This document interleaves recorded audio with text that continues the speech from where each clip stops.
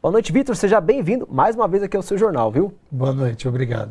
Boa noite. Bom, a Câmara aprovou essa semana a MP 881, que chamada de Medida da Liberdade Econômica, também chamada de mini-reforma, né? Uma mini-reforma, uma reforma trabalhista disfarçada, na verdade. Mas esse nome, Liberdade Econômica, dá liberdade para quem, Vitor, na sua opinião? Tá, essa MP, que virou um projeto de lei recém-aprovado na Câmara dos Deputados, ela visa proteger as empresas, os empresários, sobretudo os mais ricos, e ela tem vários pontos que desprotege o trabalhador, né? Então, um deles que tem sido bastante discutido é a questão do trabalho aos domingos, né? Domingos e feriados, né? Domingos e feriados, isso. Até então, você não poderia trabalhar 2 domingos consecutivos, né? Eram só 2 domingos por mês. A reforma agora coloca, o projeto de lei, né, que ele aprofunda, ele radicaliza a reforma trabalhista que foi aprovada em 2017, ela coloca agora que o trabalhador vai poder trabalhar até 3 domingos consecutivos, né? E isso ser compensado com uma folga em qualquer dia da semana. Então, na prática, o trabalhador hoje, quando trabalha aos domingos, ele tem o adicional de hora extra, é pago em dobro, né? É um adicional de 100%. Então ele deveria ter, se fosse folgar 2 dias, mas o que está dizendo na lei não, é que pode, qualquer dia da semana, compensar esse trabalho ao domingo.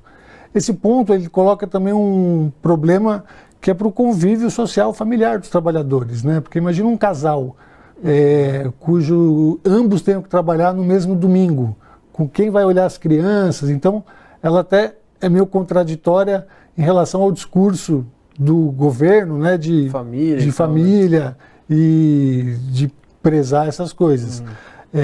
Tem outro ponto preocupante da MP, é a questão que ela abole a necessidade de controle de jornada nas empresas com até 20 empregados, né? E se a gente considerar, as empresas com até 20 empregados, elas empregam 28% do total de trabalhadores com registro em carteira no país. Então é muita gente. Sem contar a CIPA, né? Essa questão da CIPA estava prevista, mas na hora de aprovar ela foi retirada. Foi retirada. Agora, o controle de jornada é preocupante porque o trabalhador ele vai ter dificuldade, né, para provar que tenha feito horas extraordinárias ou alguma jornada excessiva, né?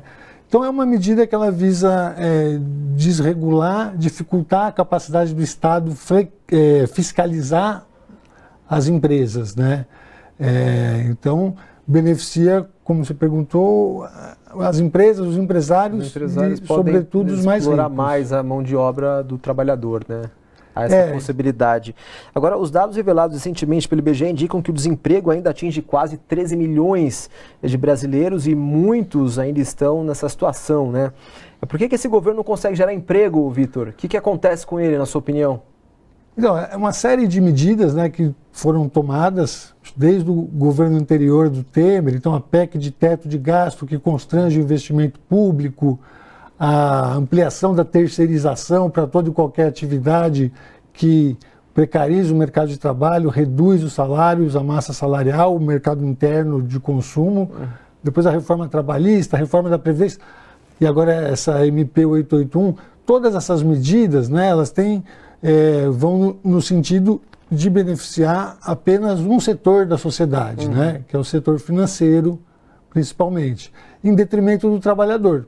Então, a gente tem um mercado de trabalho que muito precário, está estagnado, o desemprego estagnado, crescendo o desalento, crescendo a subutilização da força de trabalho, os subocupados, rendimento dos trabalhadores caindo, e com isso a economia não consegue reagir, né? Então, nós muito provavelmente entraremos numa recessão técnica, porque os índices da pesquisa mensal de serviços já foram negativos. O setor de serviços responde por 2/3 do PIB, então é muito importante. Bastante, tem peso aí, né? Nós temos agora a pesquisa do IBCBR, que é um indicador do Banco Central, que indica o resultado do PIB também já negativo, então muito provável que quando o IBGE divulgar o PIB do próximo trimestre, constate que nós estamos nessa recessão. Essa recessão técnica. E no Brasil começou a se falar nessa recessão técnica, como você disse agora, né?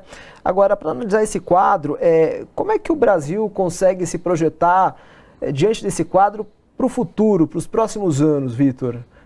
Tem alguma saída para isso, na sua opinião, na sua visão, na sua análise? Olha, que a gente está vendo num tempo muito curto, um desmonte muito grande, né? Então isso teria que ter uma reversão do sentido das políticas que estão sendo realizadas, né? Então a gente teria que ter retomada do investimento público, volta de política para fortalecimento da indústria, que a gente sabe que a indústria ela puxa os outros setores da economia, redução da taxa de juros. Salário mínimo também, né? O salário mínimo também. É necessário isso.